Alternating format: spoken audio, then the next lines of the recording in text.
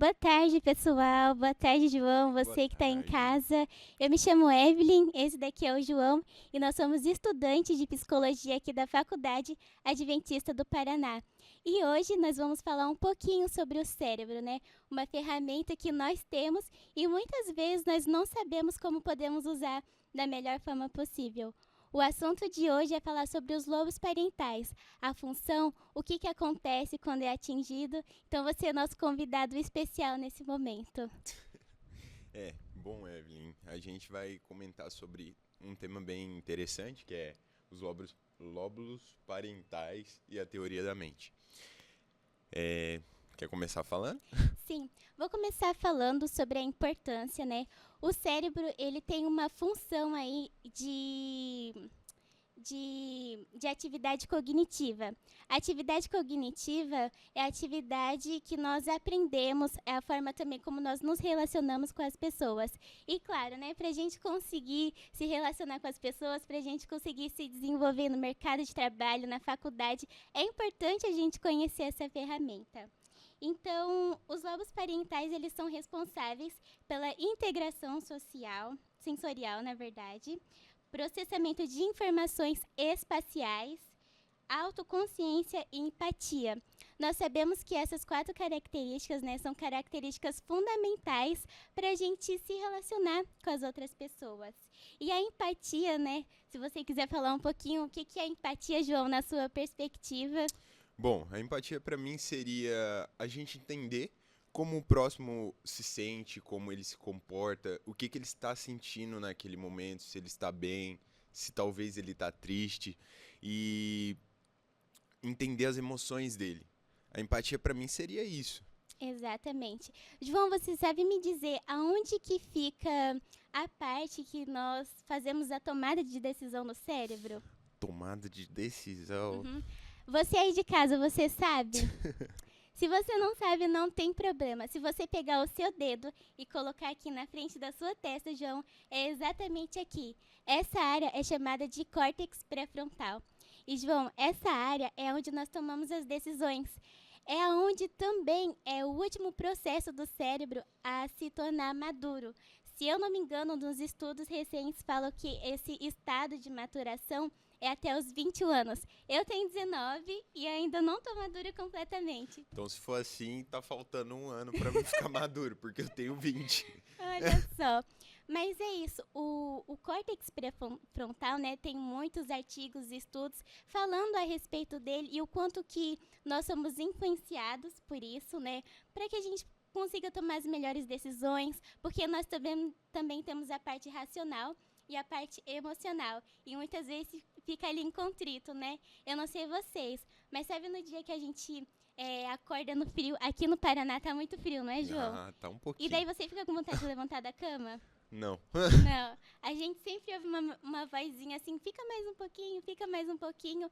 Então, o que acontece é muitas vezes essa parte emocional de querer ficar um pouquinho mais e a parte racional falando, não, você precisa trabalhar, você precisa estudar. Então, essa assim é um pouco de como que o cérebro ele age, né, no nosso cotidiano. E assim, o que acontece, João? Quando uma pessoa ela é afetada, né, ela é lesionada no local do lobo parental, né, o que acontece? Você sabe me dizer? Bom, Evelyn, a gente consegue ver em alguns estudos que dizem que quando a gente é afetado, a mudança de humor, de emoção, acaba acontecendo também. Tem alguns filmes que vêm tratando isso. Tem um filme da Marvel, Cavaleiro da Lua, que conta a história de um homem que ele sofria de dupla personalidade, aonde ele sofreu um acidente e ele começou a ter uma dupla personalidade. E como é filme, ficção, né?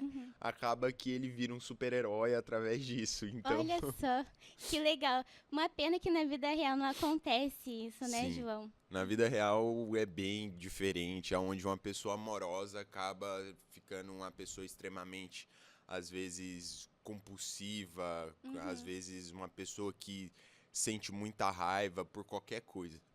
Sim. Na sua família, João, tem alguém que já passou por isso ou você conhece alguém mais próximo? Na minha família, Uhum. tenho um caso que não chega a ser da minha família, é a família de um amigo meu, aonde o tio desse meu amigo, ele era uma pessoa super tranquila, super gente boa e um dia, infelizmente, ele sofreu um acidente e depois disso ele começou a ser uma pessoa totalmente compulsiva, onde qualquer coisa estressava ele, qualquer coisinha acabava deixando ele nervoso. Eu imagino, né, João, que tenha sido uma situação muito difícil. Hoje, graças aos estudos, né, principalmente da psicologia, essas pessoas elas conseguem ter um apoio emocional, elas conseguem ter um suporte emocional. Por exemplo, os médicos, eles conseguem atuar na pessoa que sofreu a lesão, né? Nesse caso do teu amigo que teve um parente, né? E também um apoio emocional e psicológico para a família, porque não é só o lesionado que sofre, mas também a família sofre em Com conjunto. certeza. Então, por isso que graças à ciência também, à psicologia, né, da ciência e do trabalho, ela vem atuando nessas áreas para que as pessoas elas aprendam a lidar, né, em sociedade, porque assim, se a gente não consegue lidar com a sociedade, significa que a gente não consegue lidar conosco mesmo, né? A psicologia, a terapia principalmente, ela Sim. tem essa responsabilidade, né, de fazer com que os pacientes eles consigam se entender um pouco mais. Daí eu queria te fazer uma pergunta, João. Você já fez terapia? Já. Já fez? Como que foi, assim, sua experiência? Bom, é uma experiência totalmente diferente do que as pessoas pensam, porque tem muitas pessoas que pensam, ah, a terapia é só para pessoas que são loucas. De certa forma, a terapia na verdade é para todos, aonde a gente precisa disso para a gente começar a entender o porquê que a gente está sentindo aquele sentimento. Uhum, Então a terapia foi algo que deu uma mudada também na minha vida e na minha pers- perspectiva. uhum. Assim, qual foi a lição que você conseguiu tirar fazendo o seu acompanhamento? Bom, que as minhas emoções, os meus sentimentos também são importantes para as outras pessoas e que eu não devo sofrer sozinho. Exatamente. Gostaria de convidar você de casa também, né? Se você quiser procurar, porque é muito importante, né? Não só deixar pra gente procurar terapia, ajuda quando já tiver um estado mais grave, mas procurar antes, porque é normal.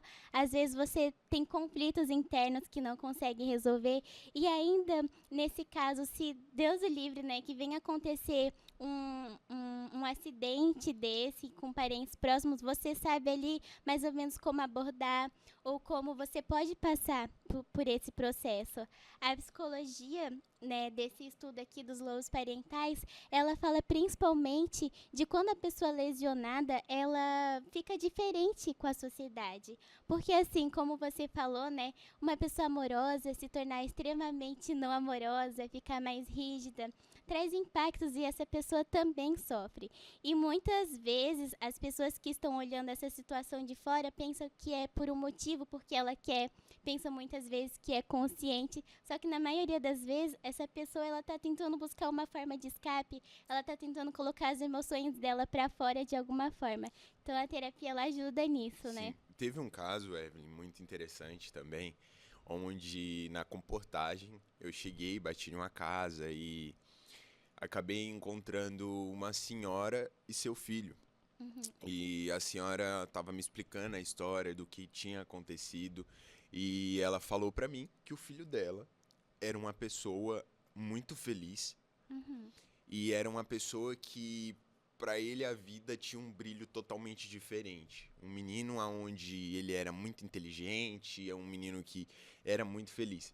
E do nada, por conta dele ter caído de um certo lugar e batido a cabeça, ele mudou as emoções dele, ficou totalmente compulsivo, aonde ele não conseguia ficar muito feliz, ele ficava triste, do nada ele começava a chorar, ficava muito raivoso, muito estressado com qualquer coisa em casa.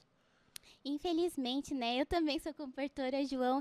Na comportagem nós temos a oportunidade de aprender a lidar, né, com as pessoas, porque é um trabalho assim imenso, é uma oportunidade da gente crescer. Lá na minha equipe, a gente tinha o costume de falar assim, que a comportagem, na verdade, era uma escola da vida. Porque a gente mais aprendia com as pessoas do que a gente ia lá na casa delas para ensinar algo. E é muito bacana isso que você contou, porque você viu, né, de perto. É muito às vezes mais fácil a gente falar quando não tem uma situação próxima, do que quando você vai lá, visita a pessoa, você tenta entender essa pessoa.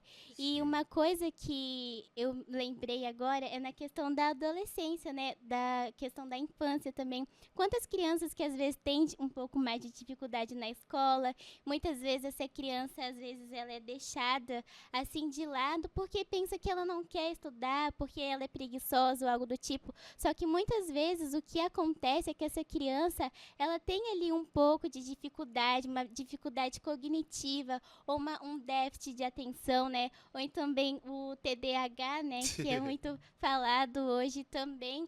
E você ter um suporte, né, da psicologia, você ter um suporte médico e também um suporte ali dos professores é muito importante para que esses casos eles possam diminuir com o tempo, né, e assim a gente conseguir conviver com as pessoas e conviver conosco mesmo cada dia melhor. Sim, com certeza.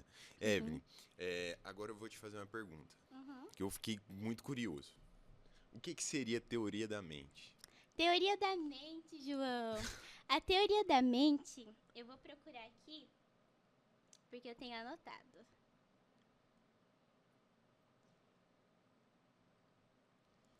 A teoria da mente, ela é como que ela funciona. Uhum.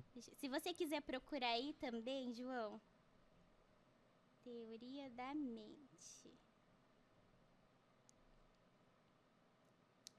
Ela é uma competência cognitiva que permite a uma pessoa reconhecer os seus próprios estados mentais. Seria aquilo que eu falei, né, João? O autoconhecimento que você pode adquirir também através da psicoterapia. Essa capacidade, ela envolve compreender e atribuir estados mentais como crenças, emoções, interações e a si mesmo e aos outros, o que ajuda a prever comportamentos. Eu não falei basicamente teoria da mente, mas tudo que nós viemos conversando, ela está fundamentada na teoria da mente que Ah, você sim. perguntou. Então, quer dizer que a teoria da mente, a gente entendeu o que o próximo tá sentindo também. Exato. E se entender também. Tem uma frase que eu gosto muito, que é uma frase bíblica, que fala assim: ame-te a ti mesmo, né? E ame ao teu próximo Próximo como a como ti a ti mesmo, mesmo. né? Tantos versículos. E quando a gente se aprofunda um pouco mais nisso e do aspecto científico, na Bíblia estava falando assim: a forma como você lida com as suas emoções, João, a forma como que você se trata é a forma que você vai tratar as pessoas. Será que você é uma pessoa muito rígida, ou uma pessoa que se cobra demais, ou uma pessoa muito, ai, tá tudo bem, uma pessoa muito good Good vibes, vibes. uma pessoa muito preocupada, uma pessoa muito amorosa? Então tudo isso reflete em como que tá o seu estado mental. Tem uma coisa também que eu já vi, eu não sei se é verdade, foi algo que eu vi, mas que pra mim faz todo sentido, que é a questão do ambiente que a gente vive. Você pode perceber, nos dias que você tá mais bem, assim, digamos, a sua casa tá mais arrumada, o seu ambiente costuma estar arrumado. Então aí eu faço uma pergunta, como que é a sua casa? Como que é o seu quarto? Meu Deus. Aí entrou. Bom, meu quarto, como eu moro com outros meninos, Uhum. acaba que às vezes tá meio desarrumado, tá meio bagunçado, e a gente percebe que realmente, quando o ambiente tá mais bagunçado, a gente fica mais estressado, a gente se irrita com qualquer coisa, a gente não tá num contexto tão feliz assim. Exatamente. Principalmente quando a gente perde alguma coisa que não sabe onde tá. Daí, às vezes, você se dá conta, poxa, agora eu preciso dar uma arrumada, né, aqui. Então, assim, o ambiente influencia, as pessoas te influenciam também, né? Então, tudo isso, todo o seu contexto de vida em que você vive tá te influenciando de alguma forma. E aí, João, como que você é, assim? Você se acha uma pessoa mais organizada ou uma pessoa mais bagunçada? Bom, às vezes eu me comparo um pouquinho com o João Frango. Já assistiu? O Já, filme Tá Dando Onda? Eu me já. comparo um pouquinho com o João Frango. Por Porque quê? eu sou muito good vibes nessas partes, aonde em muitos momentos minhas coisas me dão um pico e eu começo a arrumar tudo, Uhum. e às vezes eu fico brother, eu vou deixar acontecer do jeito que tá acontecendo aí. Pior que você fala igualzinho. Olha só, João, nós já estamos encaminhando para o final. Foi muito bom a experiência de estar aqui com vocês, foi muito bom essa conversa. É bom também porque quando a gente fala um assunto que a gente estudou, a gente consegue aprender mais, né? Sim, com Isso foi certeza. comprovado quando a gente fala e comenta. Quando a gente interaliza, tá certo essa palavra, não tá? Quando a gente interage com a sociedade, as coisas ficam melhores. E eu gostaria muito de deixar meu agradecimento aqui pela oportunidade, quem está por trás também. E esse trabalho que nós estamos aqui fazendo não foi um trabalho sozinho, né? Com Tem certeza. aqui o João, foi feito por mim, foi feito pela Letícia, pela Franciele, pela Agnes, pelo João Vitor, né? Isso. E também o Vinícius Ragazzi. Então, tudo que vocês estão vendo aqui, a arte, o bate-papo, não foi feito sozinho. Então, eu gostaria muito de agradecer a vocês também. Eu só queria também deixar...